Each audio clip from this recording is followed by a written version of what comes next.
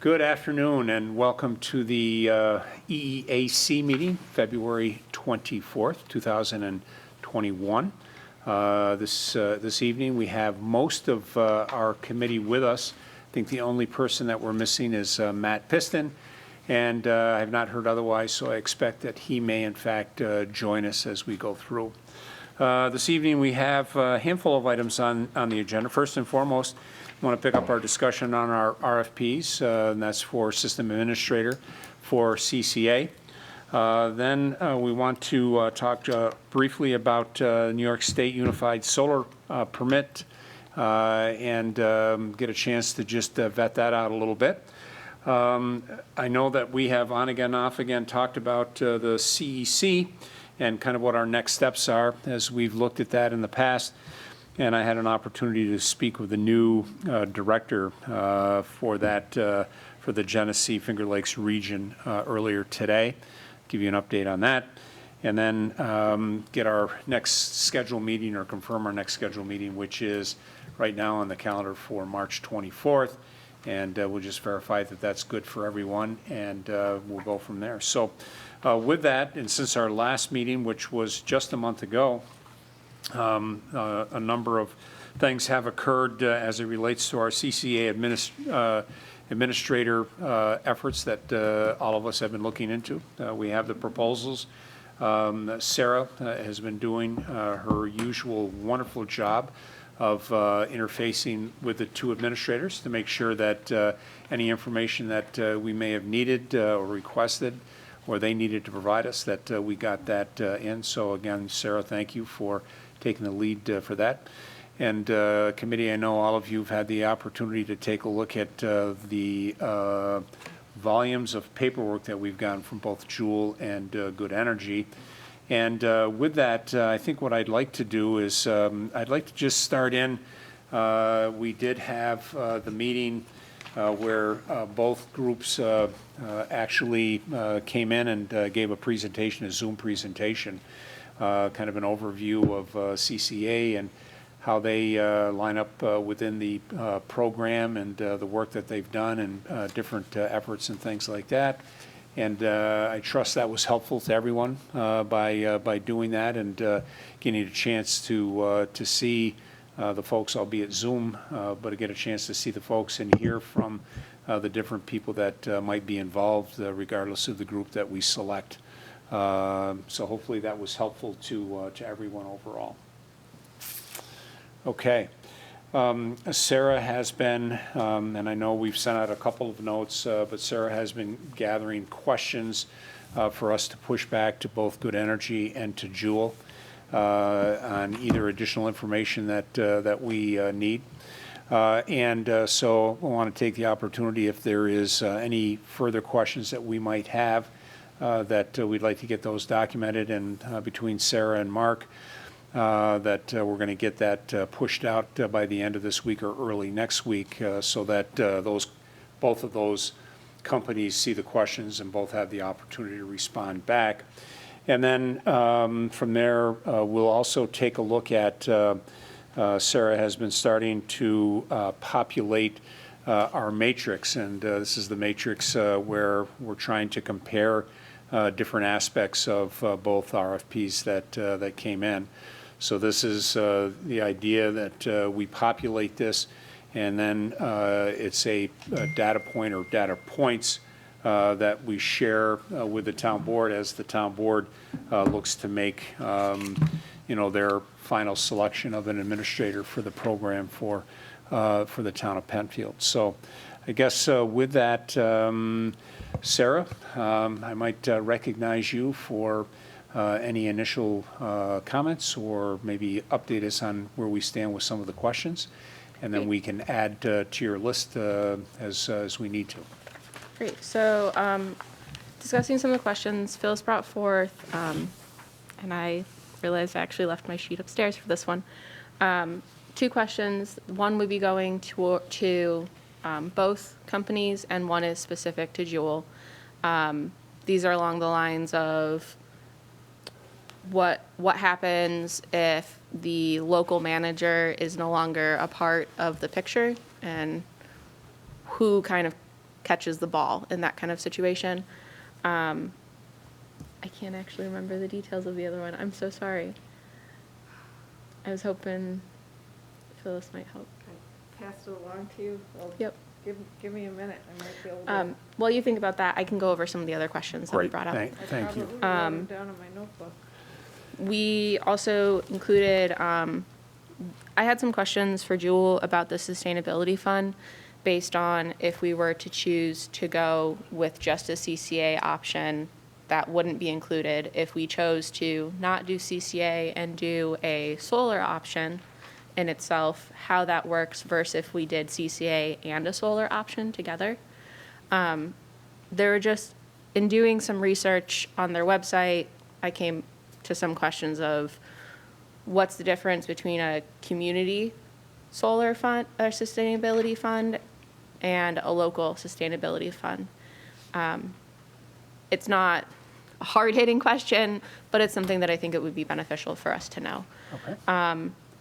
And then also I had some questions on the different organizations that they're partnering with. So Jewel is contracted with NYSERDA.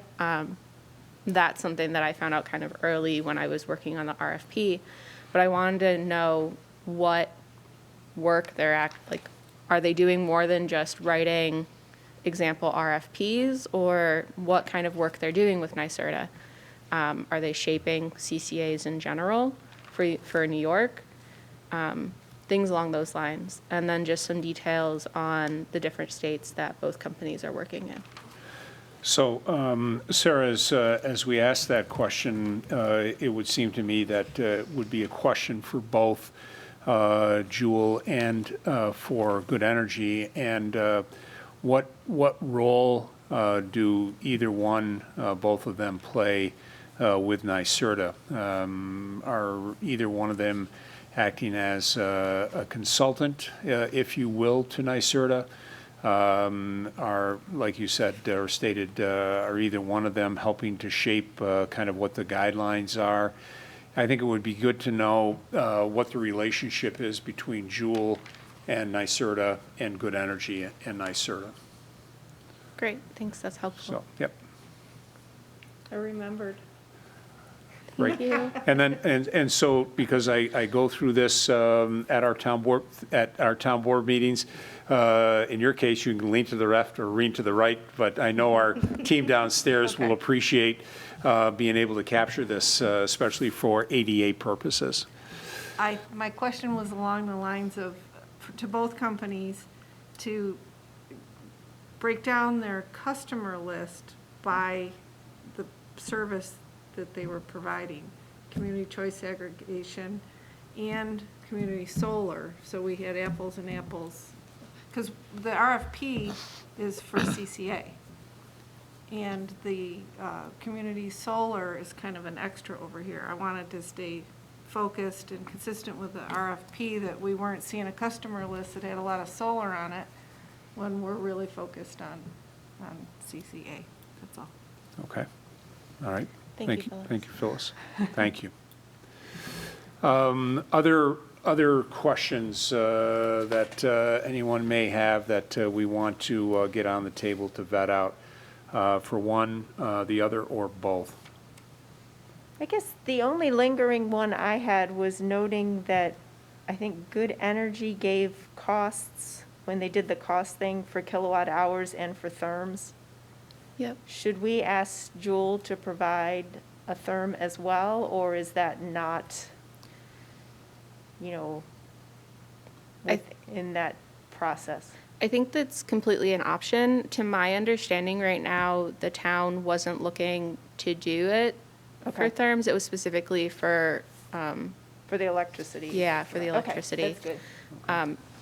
If that's something the board feels is pertinent, I mean, I don't know what the long-term hope is in that regard. Maybe we do want therms to be included.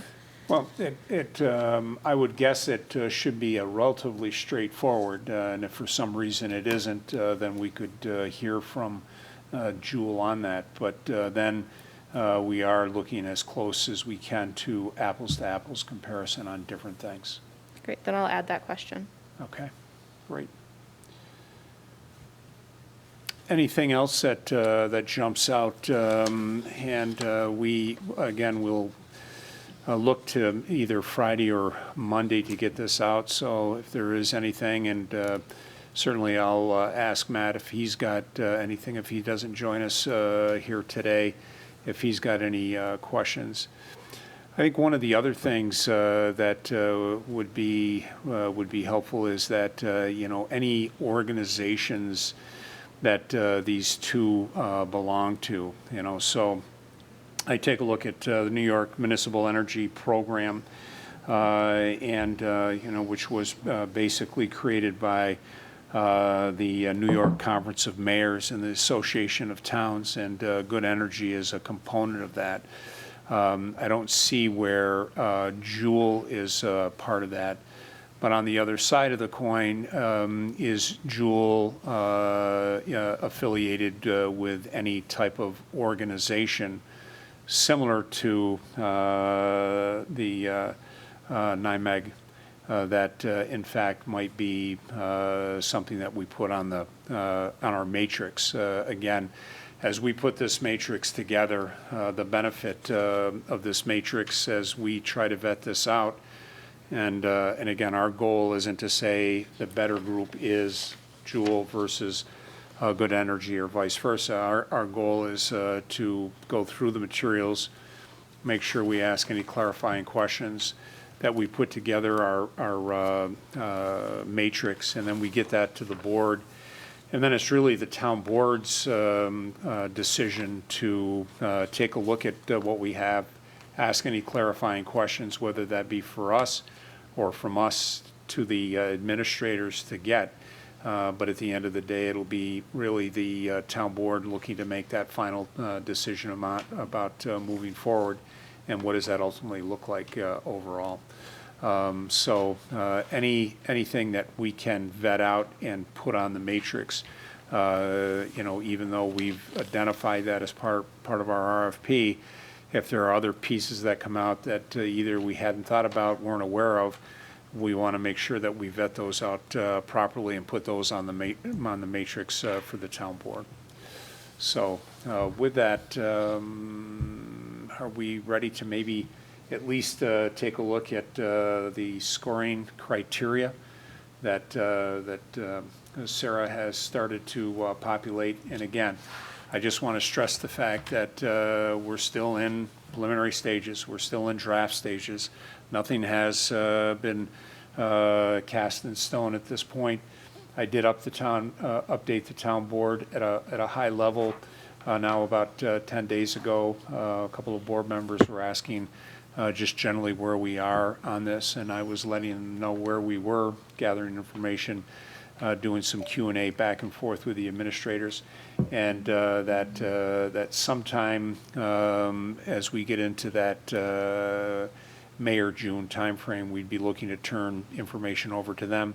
If we could do it sooner, we're comfortable doing it sooner, we certainly will do that. But I also wanted to make sure that we weren't rushing our process, changed in any way, and everybody felt comfortable that when we did give the matrix to the board, that the board at least had, or hopefully had, as much as they needed to make a final decision. So maybe, Sarah, if you wouldn't mind and I think everybody on the committee has a copy. Yep. So thank you. So if you look on your first page, basically what I did was I took the evaluation section from our RFP and spread it out so that we can put different points in it to present to the town board and give them the more specific information that we want to share. So if we're starting in statement of qualifications, under A is firm history. This basically covers the basics of how many staff members do they have for the entire company, or specifically would be working on the CCA program. Both companies offered that data, and as Tony keeps mentioning, we're trying to do apples to apples, which is why I'm pulling certain information. in the matrix, there's definitely information that we can't simply compare apples to apples because we don't have it from one company or another. But things like what contracts they have. Juul has a contract with NYSERDA. Good Energy has one with NICOM. When was the company established? In 2000 was Good Energy, in 2010 was Juul. That's also something along the lines of where are they headquartered and where do they have offices. A plus in Good Energy is that they have a Rochester office. Something that offsets that is that Juul has Rocktricity, which again is in Rochester. So that's kind of the firm history. I don't think that that's as important as something like qualifications, but all of these things are going to fit together. Sure. So if we're moving down to qualifications, still on the first page, both companies seem to have regulatory experience.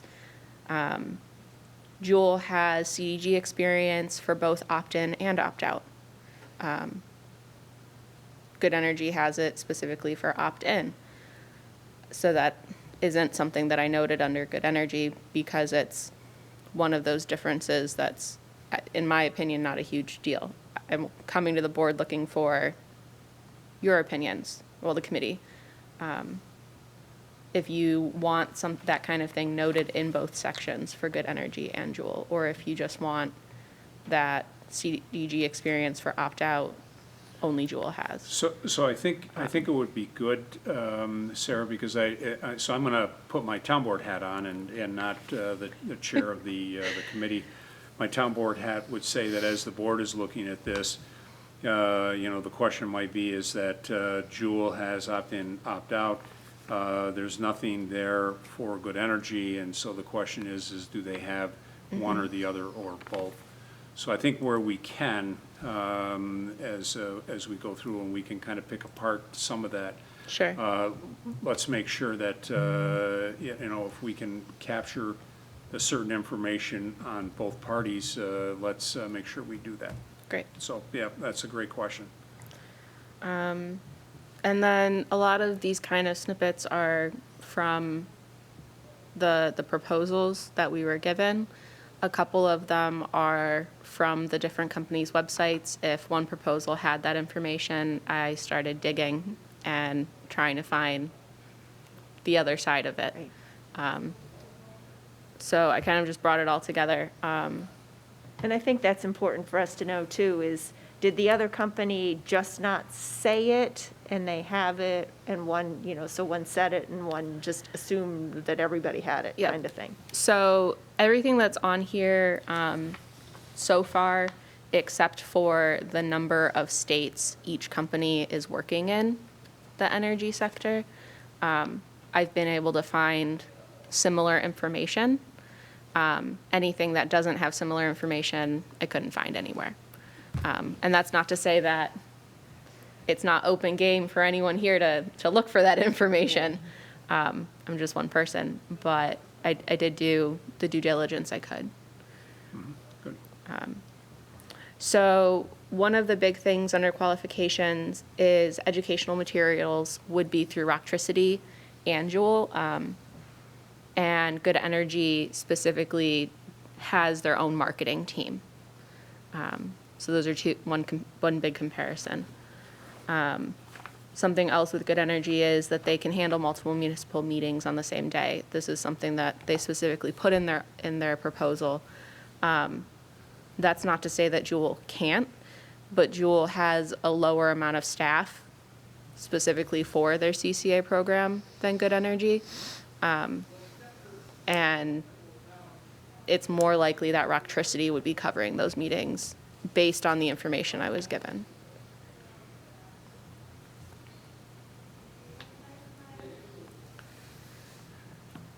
A plus for Juul is by working with NYSERDA in their proposal, it appears that they're working closely with the legislators to move CCA programs and the energy market forward towards more green energy, more renewables.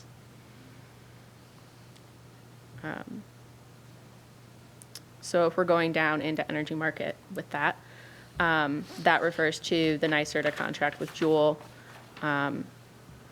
kind of something that Good Energy stated, but there's not a lot of details on, is that they're meeting regularly with regulatory staff. And that's where I put the information on the different businesses in different states and countries. Something that I haven't added yet is Jewel is also working in the UK. So Good Energy has business in 22 states, specifically working with CCAs, Canada, UK, Mexico, and Japan. If we're going, we can go into more detail with those kinds of things if that's something the committee wants to do. Good Energy's work in Japan, they're kind of leading the CCA programs over there. Apparently, Japan, there's a lot of places in Japan near Fukushima that are looking to alternate to green renewable energy because of the previous tragic events. And that's all information that's in the proposal. In the UK, Jewel is doing a lot of IT work and pushing the green energy market. I don't really have much more details on that. So IT and green energy, Yep, thank you, or renewable, yeah. or renewable. Just because in some places there's different terms for green energy or Yep. different definitions.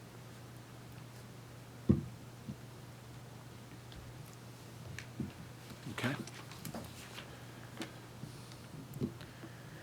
I haven't gotten very far in financials. Truthfully, I don't have a ton of experience analyzing financials. So they both companies did set up pages based on their outreach and what the costs associated with that are. Jewel took the approach of giving actual dollar values to each item in the outreach section. Good Energy just said that it's all covered. So we don't have a specific dollar amount. We're just of the understanding that it's covered. It's not an expense that the town has to pay. Whether there's a limit or not, that's unclear. So one of the things, Sarah, that we might want to do is ask Barbara if she may help us out with that as our finance director for the town. Certainly very, very capable, very qualified, and give her an opportunity to take a look and see if there's any input that she believes would be helpful to the team. That's super helpful. Yeah. Thank you. Okay. But overall, I thought we were kind of led to understand that the cost was shared by those using the electricity, that was that cost. You know, that it's, So the provider of the electricity is paying for it based on the customer. Contract. Yeah. Well, so that doesn't cover educational materials, that Okay. kind of thing, in my understanding. The administrator fee would essentially cover that, but they don't get that until the CCA program is operable. Okay. So is the question of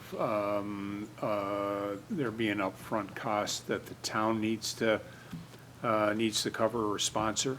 Both administrators very clearly stated that there's no cost to the town other than if we were to have a public meeting, that would obviously we would pay for the building to be open. Sure. Or if our lawyers or our attorneys need to analyze any paperwork or contract agreements, that's a cost to the town. Sure. But there's no costs outside of that to the town.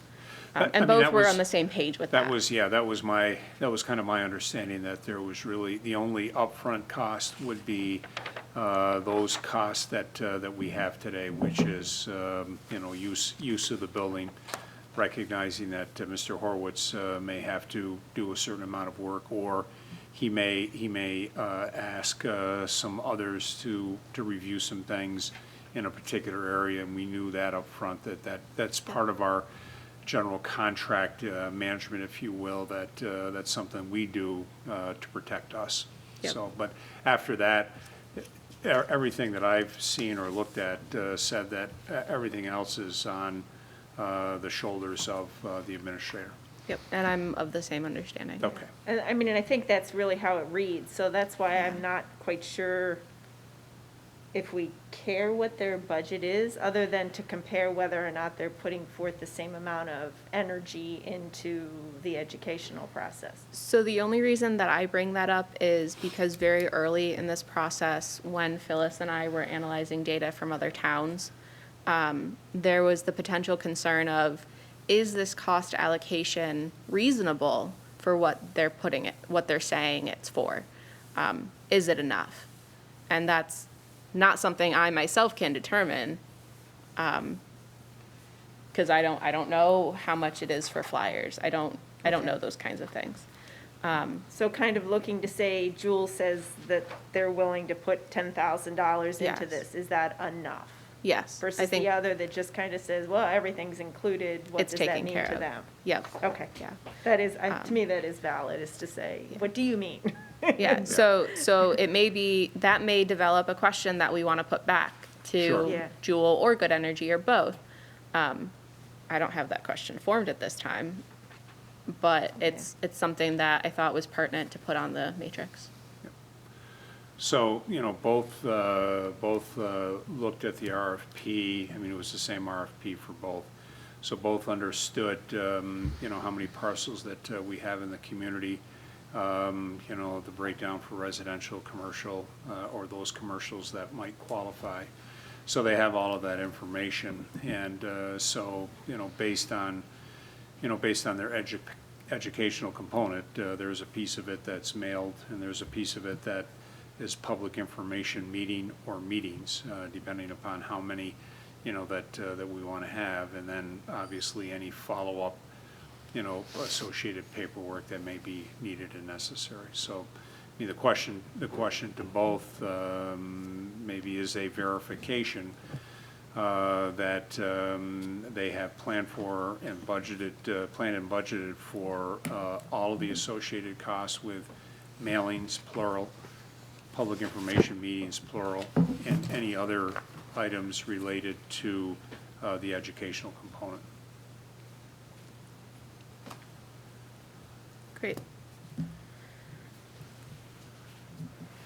So going to your second page, this is scope of services. So it's broken down into ability to implement outlined duties and responsibilities, procurement strategies, and program roles. For ability to implement outlined duties and responsibilities, I kind of took examples of what they've already done and put it in this section.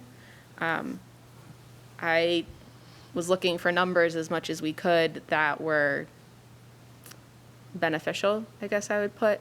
So I didn't include numbers that are like, we've saved this much money or we've saved this much energy. I more so went in the direction of how many communities has both companies been contracted with or have CCAs with, which led partially to Phyllis's earlier question of breaking down between CDG and CCA.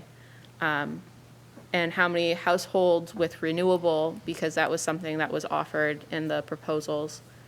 And then also with something that stood out to me and I kind of just questioned was Jewel put that they would like to have local office hours, which I think is great, but they could be at the town hall or coffee shops or kind of other places. And I wasn't sure how that would be implemented and kind of what the consistency of that was. So that was kind of a concern for me, something that I didn't put on there, which I'll add now. Good Energy has a 24/7 call center that's open. So that's different from Jewel in that it's a call center in the United States versus a 9-to-5 phone number that you can call at Rocktricity. Primarily in Good Energy's proposal, they spoke about if a resident has a concern with their energy, what their energy is, they would generally call the ESCO. or whatever group the energy is coming from. If it's including RECs, then Good Energy would be part of that, because Good Energy would be buying those RECs, and that's part of the system. For Jewel, their approach is to have all of the calls funneled through Rocktricity. And that's not to say that that's bad, it's a comparison of, that we may want to consider. Do we have a preference? Does the town board have a preference? I don't know. Got it? Is that on here somewhere? Nope, it's not Okay. yet. What section did you put that in? Ability to implement. It may be better in a different section. Okay. Yeah, I have a question on the local office hours. What the purpose of those would be, is that, I think we would want to clarify, is that upfront public education and only during an introductory period, or is it customer service? I don't see how that fits in exactly. I could see it being part of the public outreach at the beginning for a limited amount of time. I can form that in a question and include that And in I what's can being help sent to you Jewel. with that. Oh, okay. Yeah. Because I think, we'd want to know is, as Phyllis said, is that in the beginning or through the, entire contract? And then, is it a consistent, is it there at Starbucks every Wednesday, from, 9 to noon, and then at Timmy Hortons from 3 to 5 type of thing, so that, folks, and again, I think early on, it's going to be, because it's new early on, folks will have questions. What does this mean to me? I've got this ESCO, it seems to be working well for me, or I've got RG&E, that seems to be working out well for me. Recognizing RG&E could be, a combination of delivery and supply. But folks may have the questions about ESCO. Folks may have the questions about, okay, I didn't want to opt out before, but now I want to opt out. And then I did opt out, but now as I learn more, I want to opt in. So I think it's all part of that, that service, and what type of access do you have, not only through what I'll call normal business hours, but nights and weekends. We have a lot of people that are working and maybe only have nights and weekends to reach out in some cases.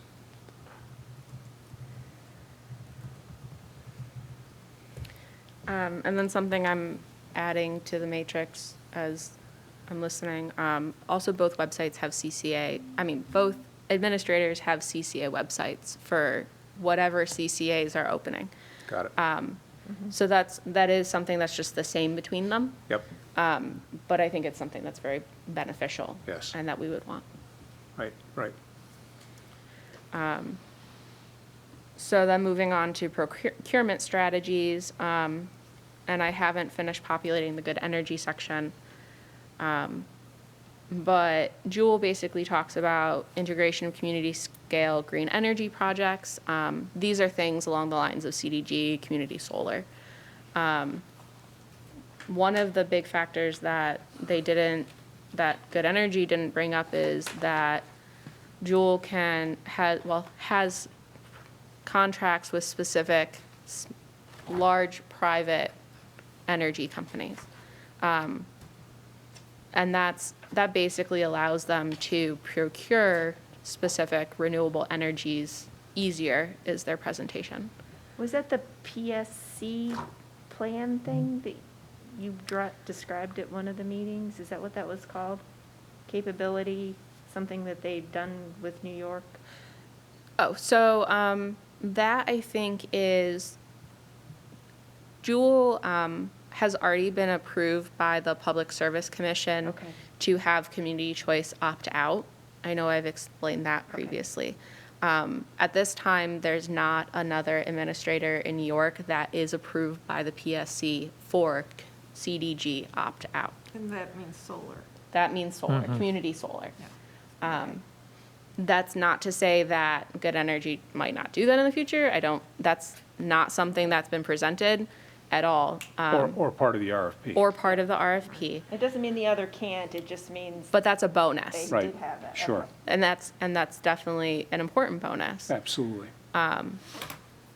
Good Energy does talk about having CDG opt-in, community solar opt-in, and that is something that Jewel also offers. Okay.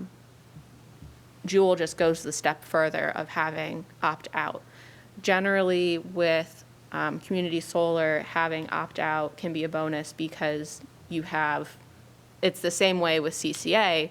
You have everybody put in a pot, you start with a larger number. Right. And having a that's larger number. that's the goal. You I save mean, more money, ideally. Right, that's the goal, and that's So. where you get your economy of scales, is Yep. that, if 100%'s in versus 80%, you would like to think that you get a better pricing. But like Tony said, that's not something that was part of the RFP, so that's a bonus.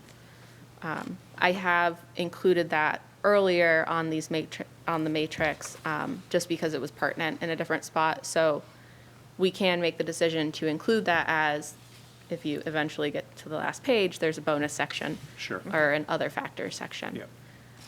Okay. But I think that's what you're talking about, Sanat?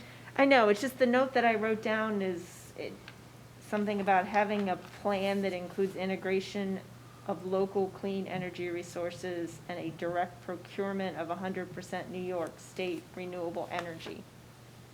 So that Okay. just, to me, that's what I was like, it didn't sound like community solar, but it's all Well, so- hidden in some of that word, So based on what you're saying, that is an option that both administrators offer. Okay. Of having complete New York State renewable energy.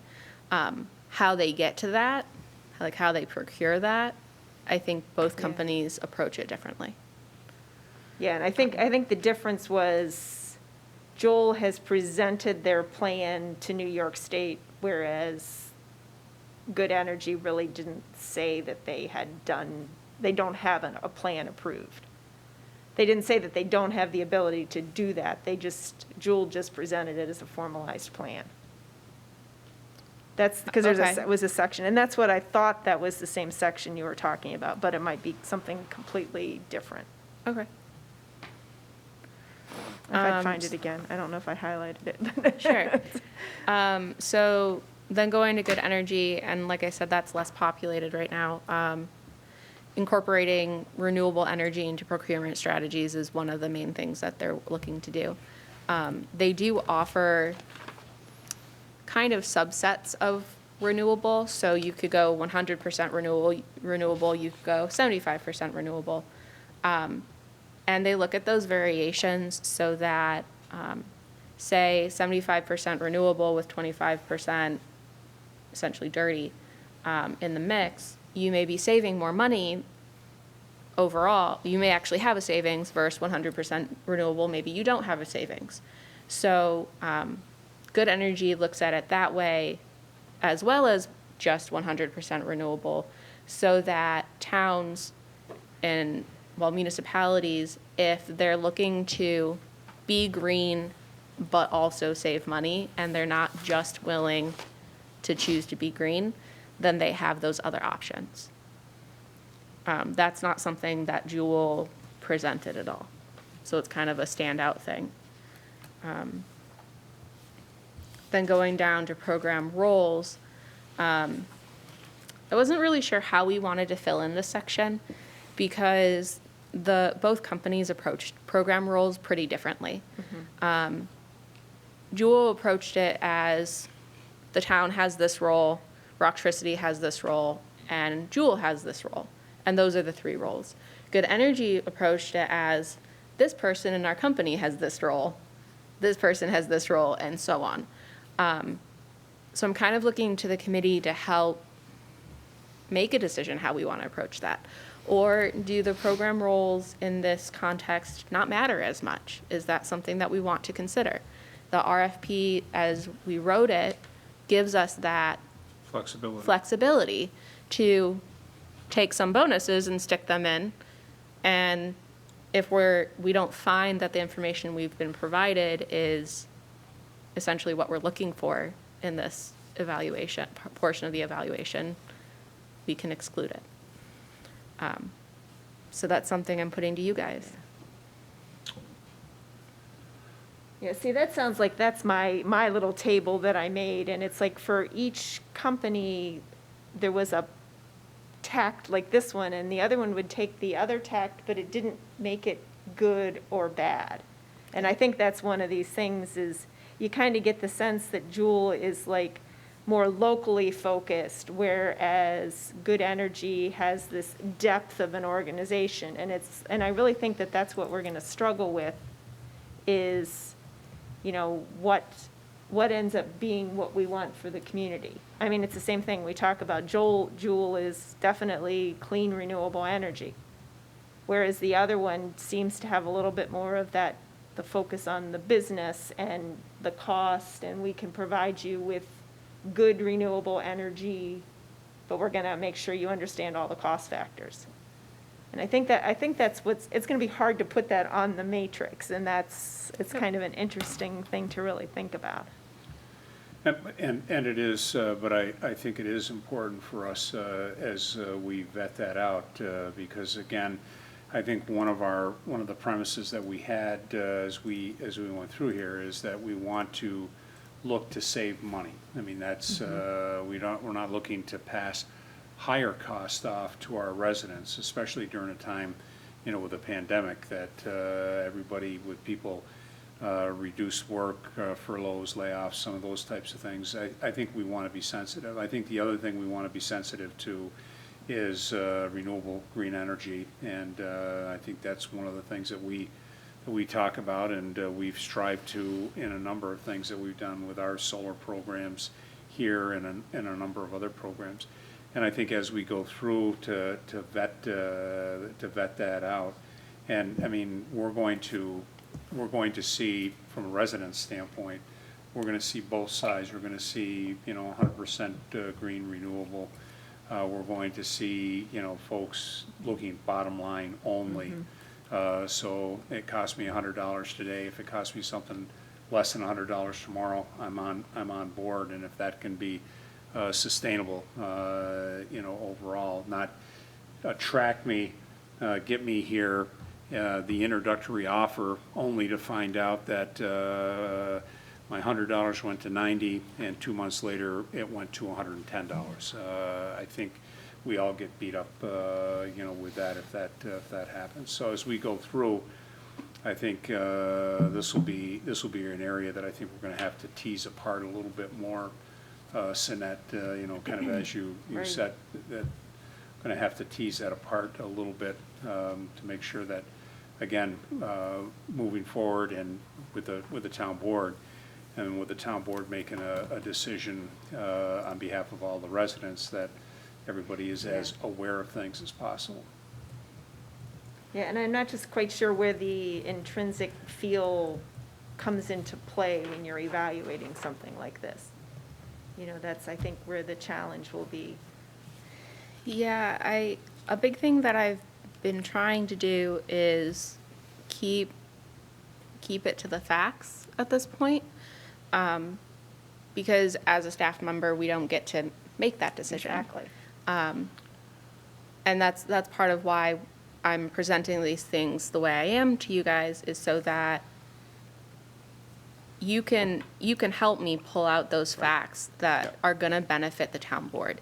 Because yes, they can read these and go through all of the information, but the things that stand out to us are going to be important to them. And that's why they're having us look at this, to my understanding. Right. And to get back to my good friend, probably not too many weeks go by, as Phyllis and I take a look at general communications. I mean, first and foremost, we start with, is it factual? I mean, that's been kind of our premise since I've been in as supervisor, and Phyllis and I working together, is that what we put out has to be factual, because if not, then you lose all credibility altogether. So, and I just want to say thank you for that approach, because that is the way we need to do it and is the right way to do it is based on facts. So to continue along, right now, program timeline isn't specific. Both companies, they're really along the same page. They're looking to do outreach for about 2 months, then they're looking to to put out an RFP for bid so that they can have ESCOs come and figure out what recs they want to use. And then they're looking to start the CCA program, like have it actually be in existence.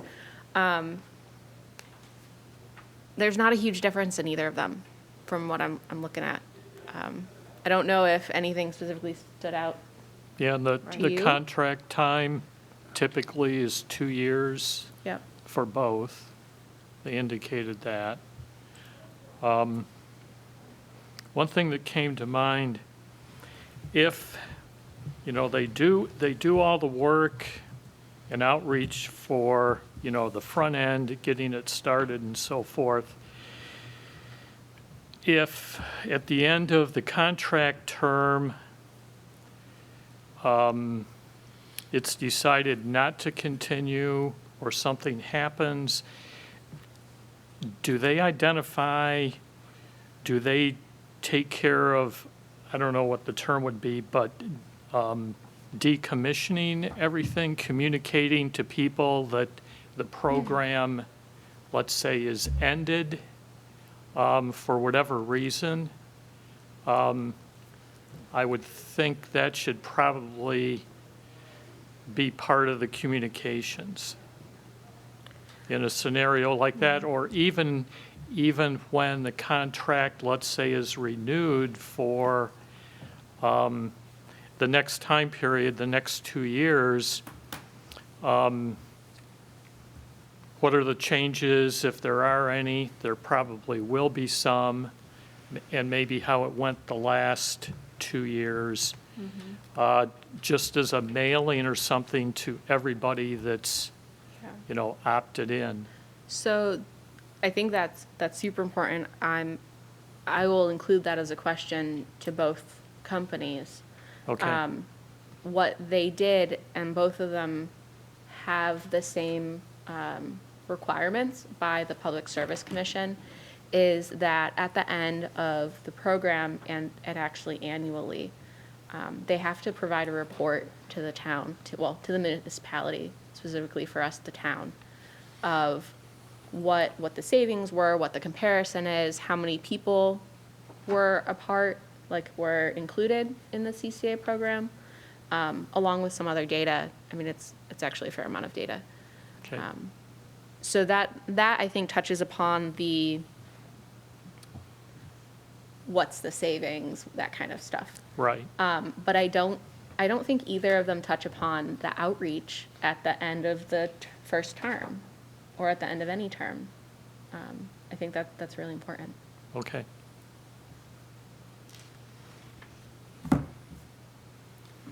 Yeah, so the goal is to lock in your best price for whatever that period is.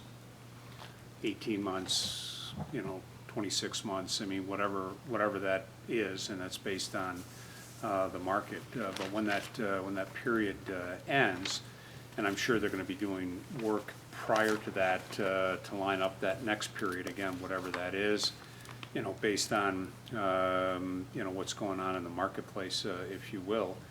But I gotta believe there is some, similarities, two different topics, but similarities. I mean, we were all experiencing gas prices down around this level here 4, 5, 6 weeks ago. And when I filled up at noontime today, I noticed it was about 20 cents more a gallon. And we know why that's happened with some of the storms across the country and everything like that. But one of the things that our residents will be sensitive to is that if our price is this, and then we get into a new contract, I think most reasonable people might recognize that there could be some increase. But again, folks will focus on, we got into this with the idea that it was lower cost, and therefore I expect lower cost kind of forever. So we just need to make sure that, that from a communications standpoint, because that's where we always get beat up regardless of how much communications we put out. When someone, after 3 or 4 times, still comes back and says, you never told me this, or we weren't aware of that, how could this happen? I mean, that's a piece that, you know, we've got to have good coverage on. Both from the administrator standpoint, working with the town. And then going down into other related services, both of them are the same. I think this is where we would want the CDG opt-out to be included again. I think it benefits having it in both places just because that's one of the big differences. Are there any thoughts on that? Makes sense.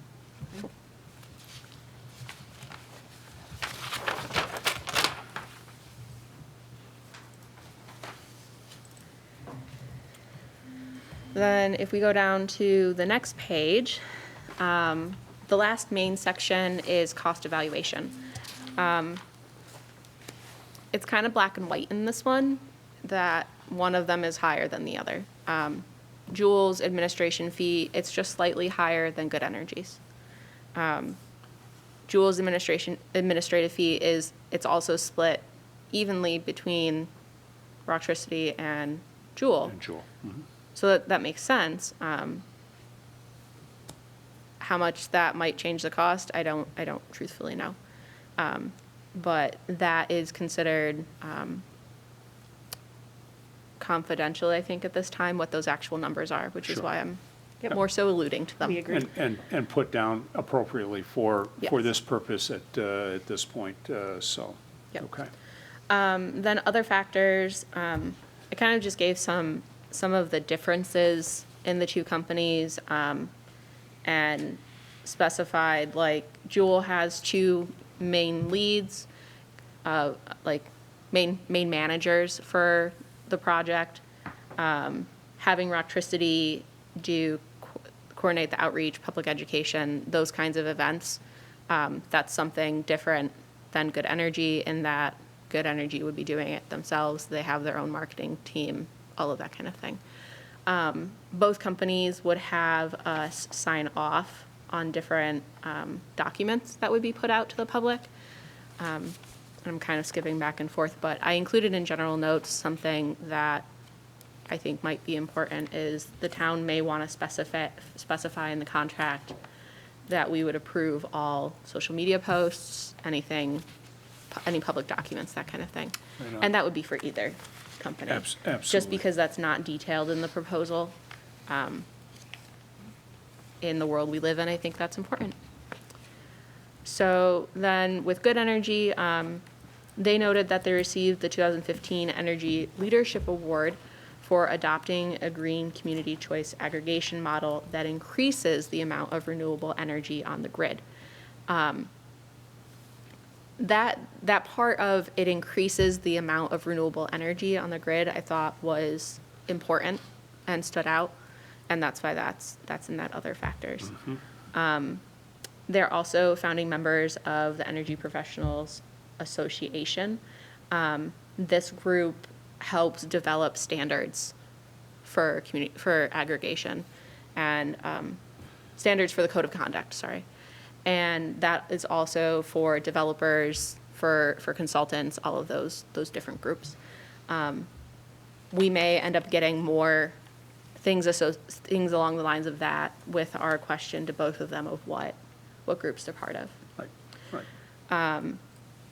Good Energy did specify that they have MWBE consultants in Rochester that would be working on the program.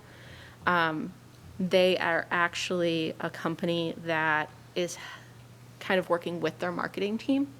To my understanding, it's more so to add that local flair to the marketing. Got it. Jewel did not present as being MWBE associated. That's minority women. Yep. Business, yep. Okay. Yep.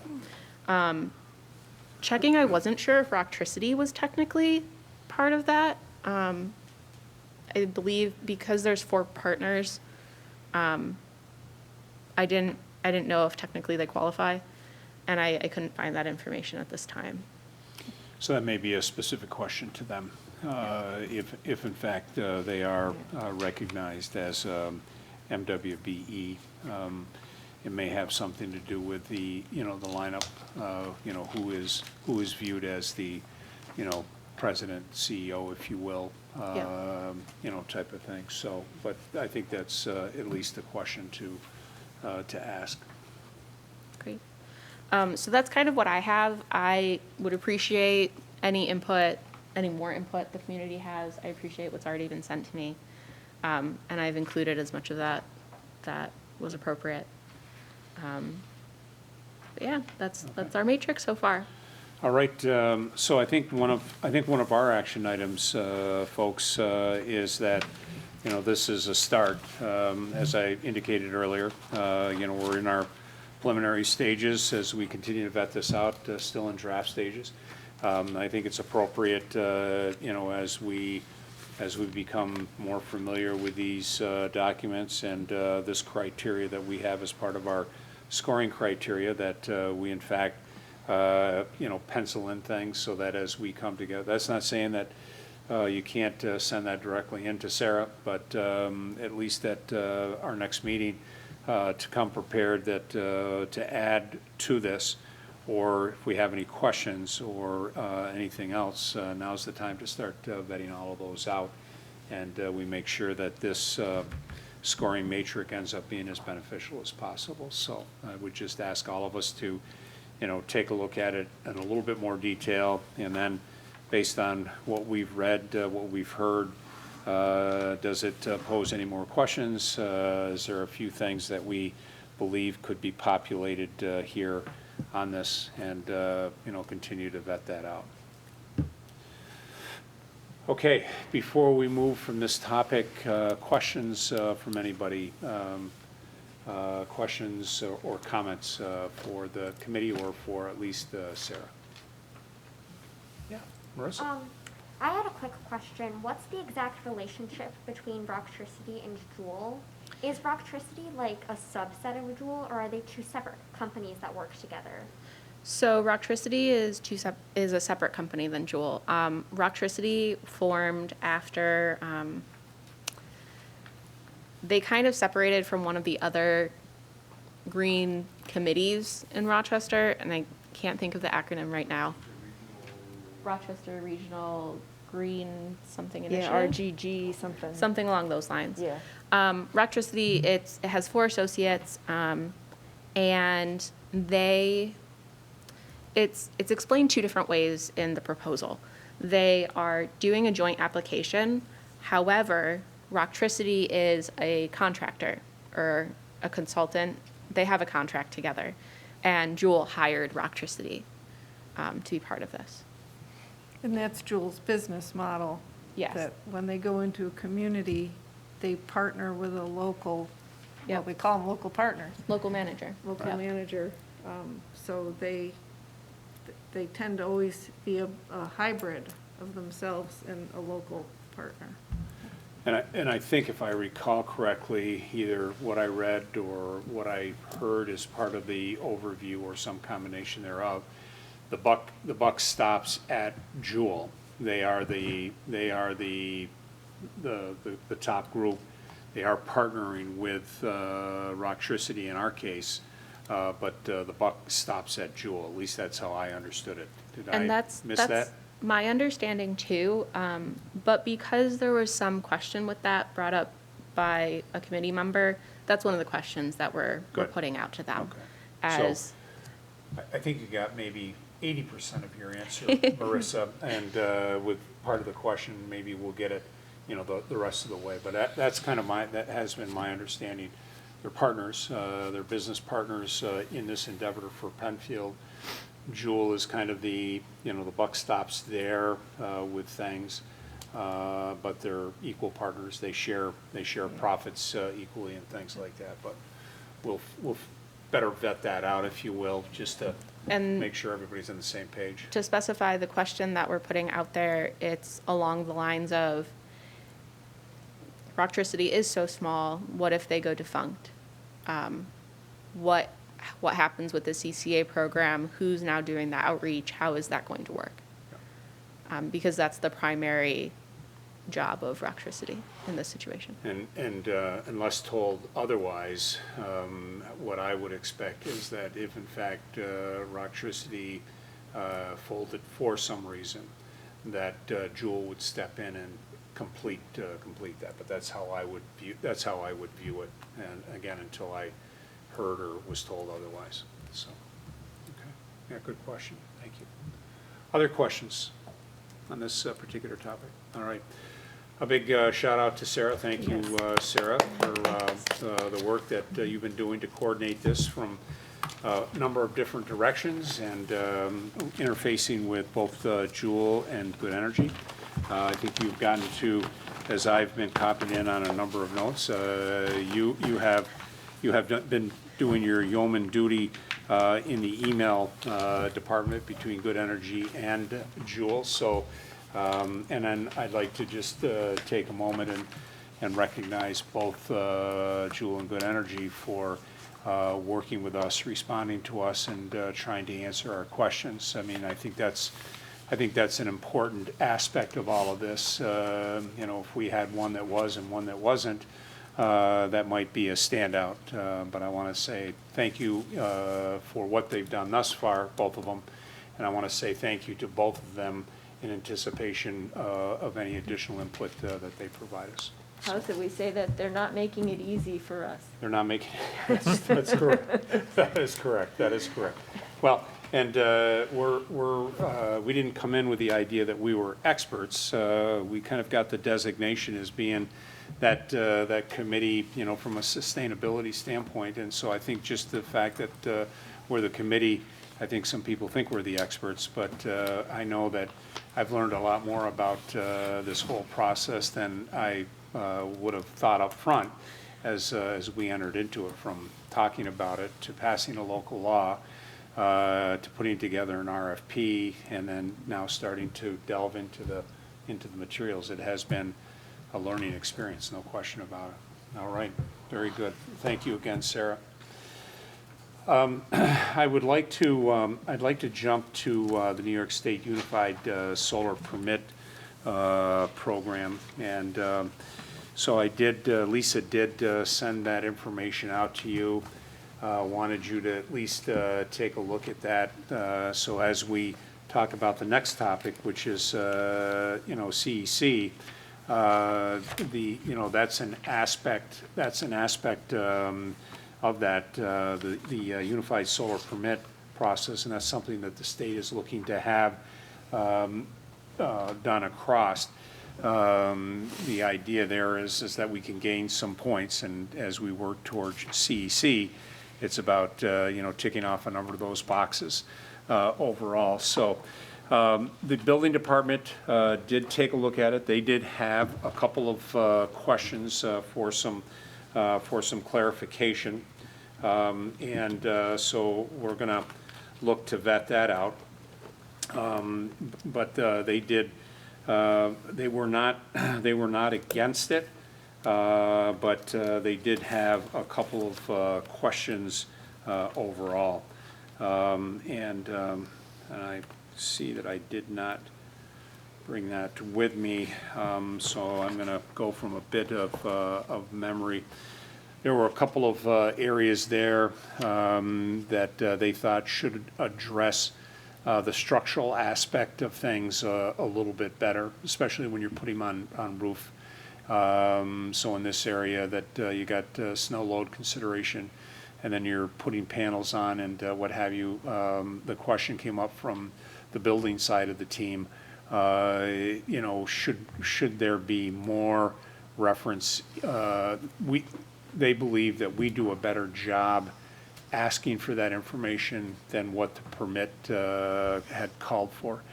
So, I mean, one of the things as we go through, we'll look to get this feedback back to the right people in the state for at least their consideration.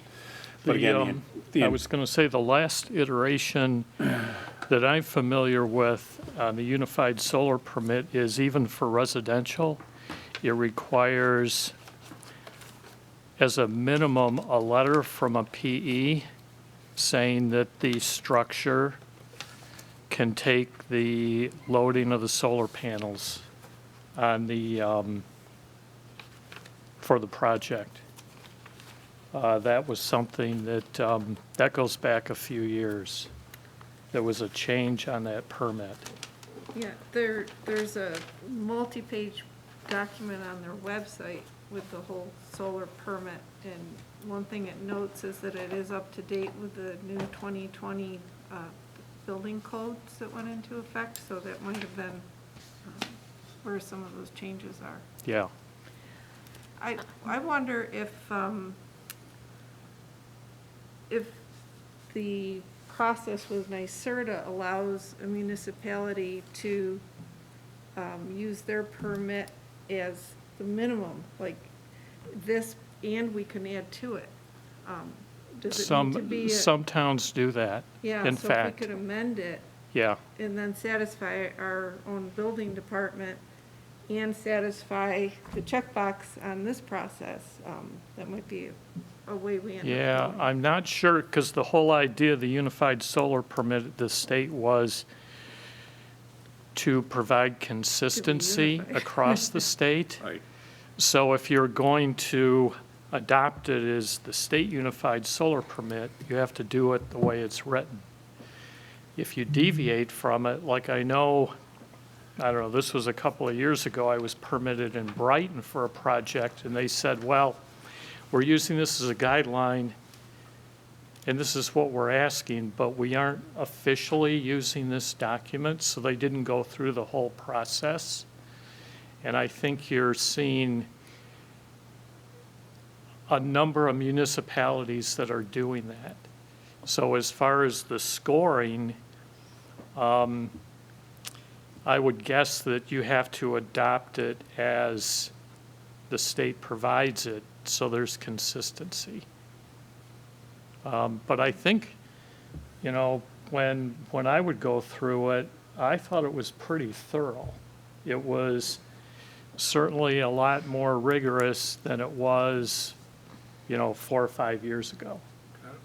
Got it. So, but, you know, the folks that are familiar with permits and codes, you know, they need to be comfortable with it. So what I can do is I can forward to you the initial thoughts.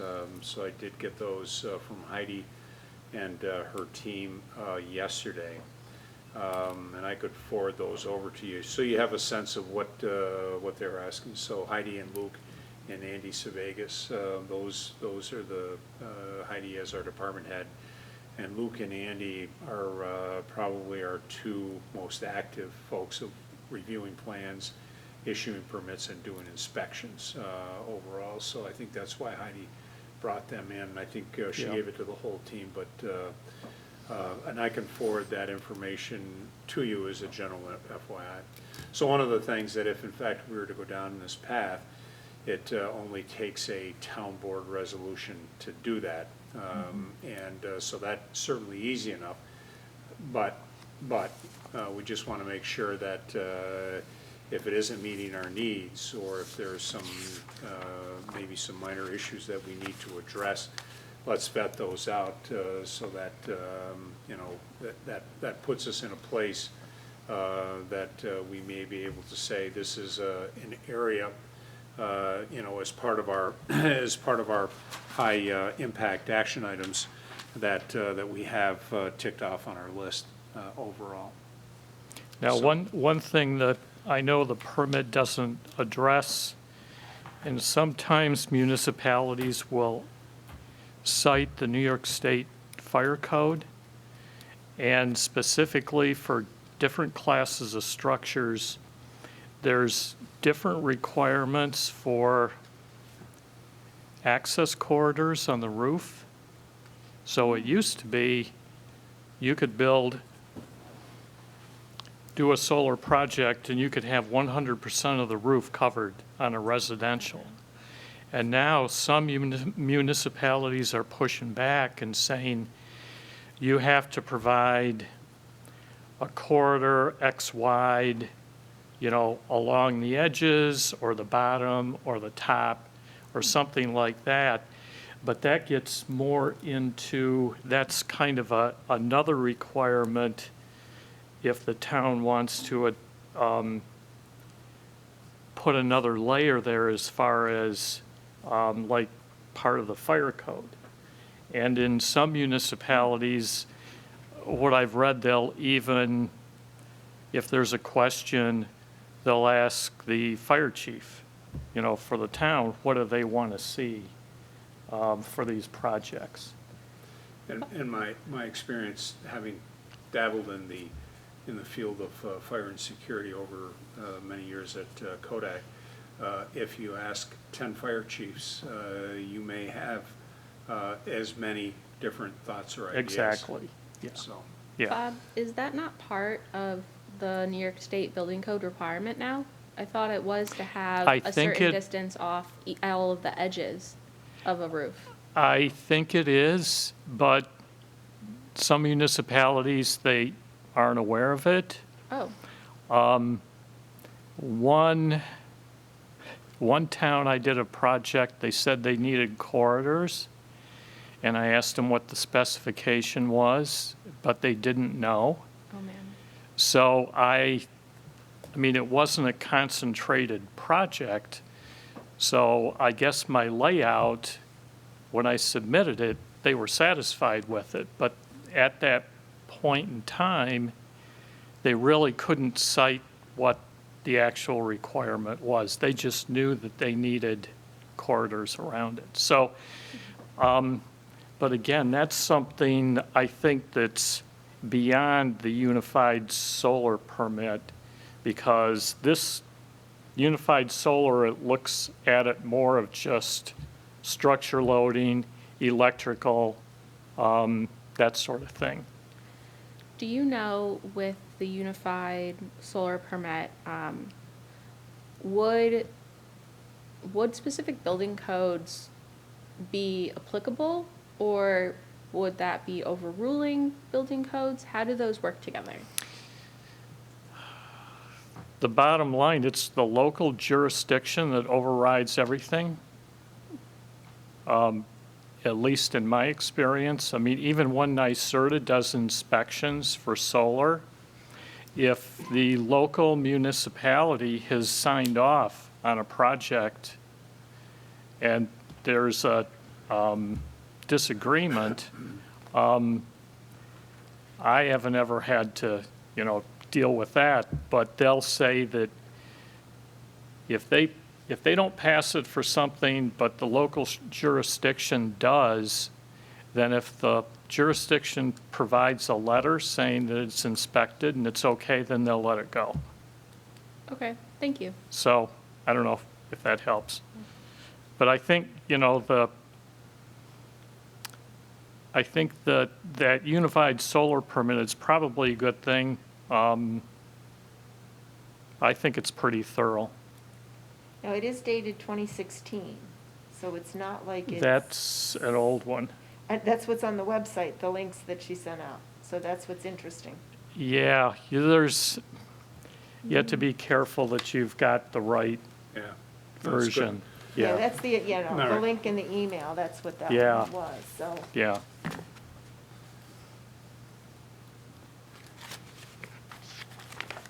Yeah, I had years ago, an issue with the city of Rochester because I forget, there was something with a version that wasn't quite right. And I know on the state website, they do list all the municipalities that have adopted it. And going back probably 4 years, there were over 100 municipalities that were on that list. So it's used pretty widely. Well, I guess it depends upon your reference. I mean, 100 sounds like a lot, but if we take a Yeah. look at the number of municipalities, you know, in the state, I'm not going to have the exact number these days, but I think it's upwards of 632 plus or minus, not counting what I would call special districts like fire districts and, you know, things Yeah. like that. But I think just towns, villages, and what have you. And that was 1 or 2 years after they rolled it So, out, so, okay. yeah. Well, we'll verify that the one that was sent out is the most current, because certainly we want to be looking at the right one. So this is the one that we had or was presented to us. And then, obviously, if it's changed, that may have an impact on the comments that have come from the building department, especially if things have been changed or updated. So before I send their comments out, we'll make sure that they're looking at the right one. Yeah. And we're sending the comments out that are based on the right one and not one that's potentially older. Yeah, that PE requirement was added later, Okay. so, Got it. yeah. All right. Okay, so that's something that we're at least looking at and you know, considering as far as, you know, possible adoption by the town board, which kind of leads into the CEC, and I think Sinette has been probably the most recent one that has made a comment about, you know, kind of where are we, kind of next steps, where do we want to go with that, and what have you. I did have an opportunity this morning to chat with Rob Richardson, who is the new director of the Genesee Finger Lakes Regional Planning Council, and Jen Lowenstein, who works with her. She's a planner. And we had a good conversation. It was a kind of a first, because Rob just took over here at the beginning of the year and replaced Haley, if you will. I think, although I think Haley was more of a planner, so I think Rob and Jen coming in new to the team. He offered to come to our next meeting at our March 24th meeting to give us an overview, to take roughly 30 minutes for a presentation, and then we'll add another 15 minutes for some Q's and A's on that.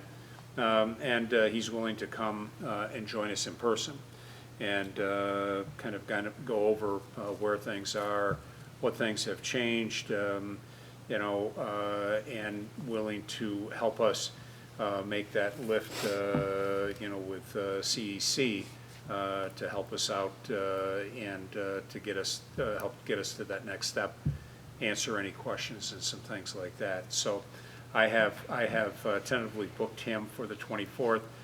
Again, wanting to just circle back with the committee to make sure that March 24th is still good with everybody's calendar, because I think the more we have, the more beneficial it will be. We'll want to use that meeting, I think, on the 24th for two purposes. One, CEC, and then the other one is continuing to vet out, you know, for our administrator and for the CCA. I think those are our two major things that we want to try to continue to advance and address.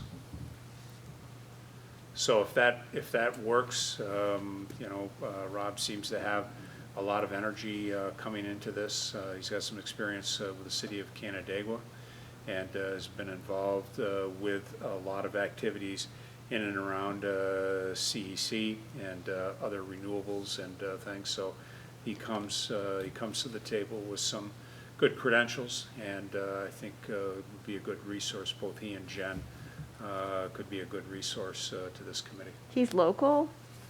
They are. Their offices are downtown Sinette. So I'm assuming they're all, you know, local.